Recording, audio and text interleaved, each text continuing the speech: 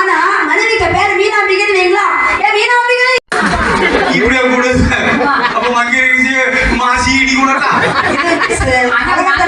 செல்லமா கூப்பிடுறோம். ஆமா, நடுவர்கள் இந்த மாதிரி எல்லாம் விதங்க சந்தோஷமா இருக்கணும், மகிழ்ச்சியா இருக்கணும்.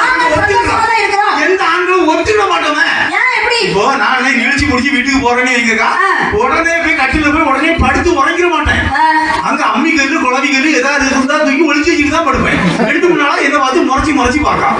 நாளைக்கு எங்க ஊர்ல போஸ்டர் அடிச்சு ஓட்டிடுவான், சிவராஜன் இறைவனடி சேர்ந்தார், சிவராஜன் இறைவனடியா சேர்ந்தாரு, குழவி கல் அடிப்படி சேர்ந்தாரு.